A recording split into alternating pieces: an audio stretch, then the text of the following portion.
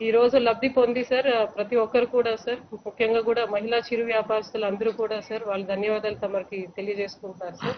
ఆ విధంగానే ఈ రోజు ఇక్కడ శ్రీమతి లక్ష్మీదేవి గారు సార్ మన అనంతపురం టౌన్ కు సంబంధించి ఇది 3వ సంవత్సరం సార్ ఆవిడ ఈ రుణం తీసుకొని మరి ఆవిడ టైలరింగ్ కానివ్వండి సార్, అదే విధంగా పూల వ్యాపారం కూడా చేసుకుంటూ మరి ఆవిడ ఒక సంతోషాన్ని ఆవిడ ఒక అనుభవాన్ని తమతో పాల్పంచుకోవడానికి తమరు అనుమతిస్తే సార్ ఈ రోజు మాట్లాడతారు. బాగున్నారన్నా? అవునమ్మా, థ్యాంక్ యూ తల్లి. ఈ రోజు మీతో ఇట్లా మాట్లాడే అవకాశం వచ్చిందని చిరు వ్యాపారస్తుడుగా నేను ఉన్నందుకు చాలా సంతోషపడుతున్నానన్నా. నిజంగా సీఎం గారితో మాలాంటి చిరు వ్యాపారస్తులు మాట్లాడతారు అనేది కూడా మేము కలలో కానీ ఊహించలేదన్నా. నిజంగా ఇట్లాంటి అవకాశం నాకు రావడం, నాకు అసలు మాటలు రావడానికే చాలా ఆనందంగా ఉందన్నా. అన్న 2019లో కరోనా టైంలో నేను పూల వ్యాపారము టైలరింగ్ చేసుకుంటానన్నా. మా ఆయన వచ్చేసి చిన్న మెకానిక్ గా పనిచేస్తారన్న. ఆ టైంలో మా మొత్తం వ్యాపారాలన్నీ బంద్ చేసుకొని ఇంట్లో కూర్చోవాల్సిన పరిస్థితి ఏర్పడిందన్న. ఆర్థికంగా మా కుటుంబం చాలా ఇబ్బంది పడిందన్న. అదే టైంలో మేము 10,000 రూపాయలు ఎక్కడైనా అప్పు దొరికితే తీసుకొని వ్యాపారాన్ని మళ్ళీ ప్రారంభించుకుందాం అనుకున్నామన్నా.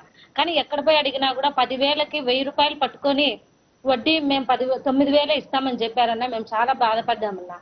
ఆ టైంలోనే మీరు తీసుకొచ్చిన సచివాలయం వ్యవస్థ, వాలంటరీ వ్యవస్థ నిజంగా ఎంత ఉపయోగపడిందంటే అన్న, నా కుటుంబానికి సంబంధించినప్పుడన్నా వాలంటరీ మా ఇంటి దగ్గరకు వచ్చి, అక్క మీరు వ్యాపారం చేసుకుంటారు కదా, ఇప్పుడు ఖాళీగా ఉన్నారు కదా, జగనన్న నవరత్నాల సంక్షేమ పథకంలో భాగంగా మనకు జగనన్న తోడు అని చెప్పేసి ఒక కార్యక్రమం వచ్చిందక్క.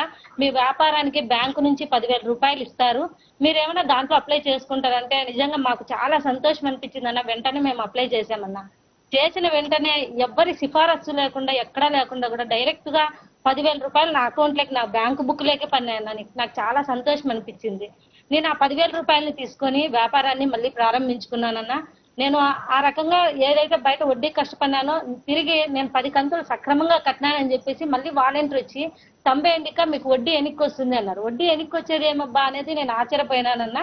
తర్వాత నాకు వడ్డీ కూడా నేను కట్టిన 10,000కి నాకు వడ్డీ రిటర్న్ వచ్చిందన్న. నిజంగా మేము ఎప్పుడూ కూడా మా వ్యాపారస్తులందరం కూడా చేసిన వ్యాపారంలో 1/4% వడ్డీనే కట్టుకునే వాళ్ళమన్నా. మీరు వచ్చిన తర్వాత వడ్డీని మాకు రిటర్న్ ఇవ్వడం అనేది నిజంగా అది మీరు చేసిన గొప్ప ఆలోచన అన్న.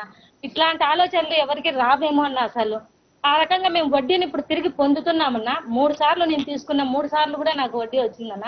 ఇంకోటన్నా, నేను మహిళా సంఘంలో ఉన్నానన్న. మహిళా సంఘంలో నాకు వైఎస్ఆర్ ఆసరా వచ్చింది, వైఎస్ఆర్ సున్నా వడ్డీ కూడా వచ్చిందన్న 3 విడతలుగా. ఇప్పుడు సంక్రాంతి కానుక మీరు 4వ విడత కూడా ఇస్తున్నారన్న. మేము ఇంతకు ముందు అప్పు చేయాలంటే చాలా భయపడే వాళ్ళమన్నా. ఎందుకంటే వడ్డీలకే మా సంపాదనలో 1/4% వెళ్ళిపోతుందని బాధపడే వాళ్ళమన్నా. కానీ ఇప్పుడన్నా మేము వడ్డీ చేయాలంటే గర్వంగా పోయి అప్పు తీసుకోగలుగుతున్నాం. ఎందుకంటే మీరు ఇచ్చిన ప్రోత్సాహంతో మా వ్యాపారాన్ని సంతోషంగా నడుపుకుంటున్నామన్నా. మేము అప్పు చేసినా కూడా వడ్డీ కూడా మాకు ఎన్నిక్కి వస్తుందన్న.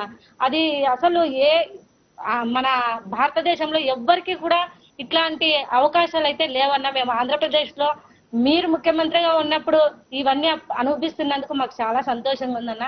అన్న అట్లనే నాకు 45 సంవత్సరాలు ఉన్నాయని చెప్పేసి వాలంటీర్ వచ్చి వైఎస్ఆర్ చేయూతకు కూడా మీరు అర్హులక్క, మీకు వైఎస్ఆర్ చేయూత కూడా వస్తుంది అని చెప్పినారన్న. సరే మేము అప్లై చేసుకున్నామన్నా. నాకు 18,750 రూపాయలు డైరెక్ట్ గా నా అకౌంట్ లోకే వచ్చిందన్న. 3 విడతలు వచ్చిందన్న. ఇప్పుడు 4వ విడత కూడా వస్తుందన్న. ఆ రకంగా నాకు ఈ తోడుతో పాటు ఆసరా, సున్నా వడ్డీ, వైఎస్ఆర్ చేయూత ఇవన్నీ కూడా రావడం వల్ల నా వ్యాపారమే కాదన్నా మా ఆయన వ్యాపారాన్ని కూడా నేను అభివృద్ధి చేసుకోగలిగానన్నా. నా కుటుంబంలో చాలా సంతోషంగా ఉన్నామన్నా. అన్న అదే టైంలో నా కోడలు గర్భవతిగా ఉన్నప్పుడు ఆమెకి కాన్పు టైంలో 4 నెలలు అయిందన్న. ఆమె కాన్పు టైంలో చాలా ఇబ్బంది పరిస్థితి ఎదురైందన్న. అందుకంటే సీరియస్ అయిపోయి ప్రైవేట్ హాస్పిటల్లో అడ్మిట్ చేసామన్నా. అడ్మిట్ చేసినప్పుడు ఆమెకు సిజరీన్ చేయాలన్నారన్న. సిజరీన్ చేయాలంటే దాదాపు 1,50,000 వరకు ఖర్చు అవుతుందన్నారన్న. మాకు కొంచెం భయం అయింది, మేము ఎట్లా కట్టుకోగలమని. అయితే మేము వైఎస్ఆర్ ఆరోగ్యశ్రీలో అడ్మిట్ అయ్యామన్నా. మాకు ఈ డబ్బు అంతా కూడా మీరు ఏమి రూపాయి కట్టద్దన్నమ్మా, అంతా కూడా ప్రభుత్వమే జగనన్నే భరిస్తారు అని చెప్పాడన్న. నిజంగా ఆ రకంగా మా కోడలికి ఆపరేషన్ అయ్యి 5 రోజులు ఐసీయూలో ఉందన్న. 15 రోజులు మేము హాస్పిటల్లో ఉన్నామన్నా. ₹1 అంటే ₹1 కూడా ఖర్చు కాలేదన్న. తిరిగి మా కోడలి అకౌంట్ కి మీరు అన్నలాగా 5,000 రూపాయలని ఇంటికి పోయినా కూడా సంతోషంగా ఉండమ్మా అని ఇచ్చారన్న. నిజంగా మేము చాలా సంతోషపడుతున్నామన్నా.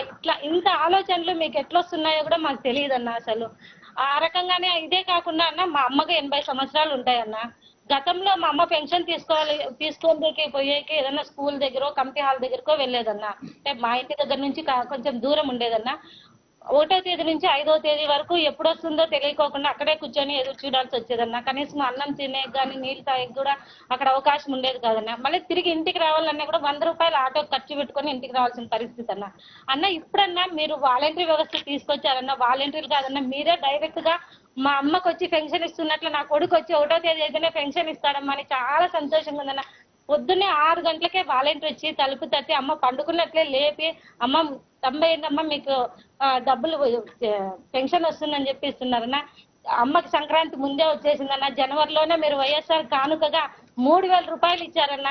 ఏ ప్రభుత్వ ఉద్యోగికి కూడా ఇట్లా అసలు 1వ తేదీనే అందుతుంది అనేది ఆమె చాలా సంతోషపడుతుందన్న.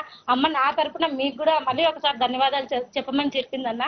నిజంగా నాకు పెద్ద కొడుకు అమ్మ ఆయన అని చెప్తుందన్న అమ్మ కూడా. అన్న ఇలాంటి సంక్షేమ పథకాలు ఏ టైంలో కూడా, అంటే కరోనా టైంలో కానీ, తర్వాత మీరు కులం చూడడం లేదు, మతం చూడడం లేదు, రాజకీయం చూడడం లేదు, ఏమీ చూడడం లేదన్న.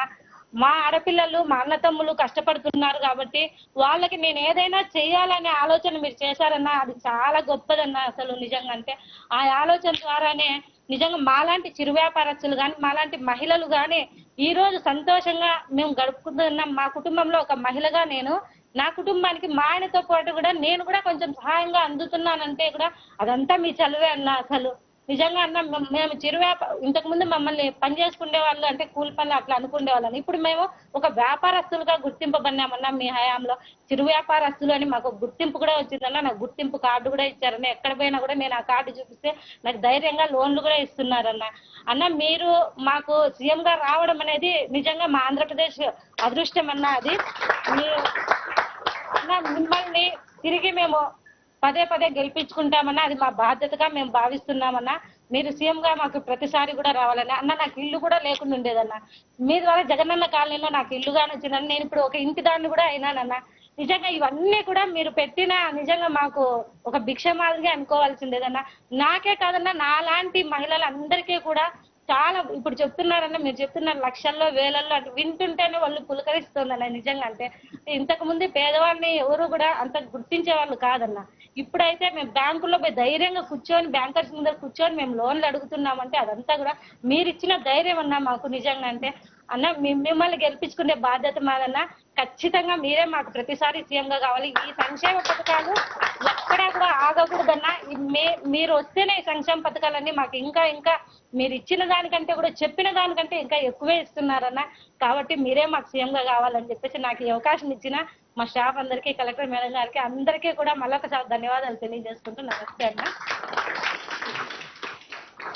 పద్మమ్మ కదమ్మా? లక్ష్మీదేవి. థ్యాంక్ యూ తల్లి లక్ష్మమ్మ. థ్యాంక్ యూ తల్లి Gautamma. Thank you. Thank you. Thank you sir. ఇంకా ఒక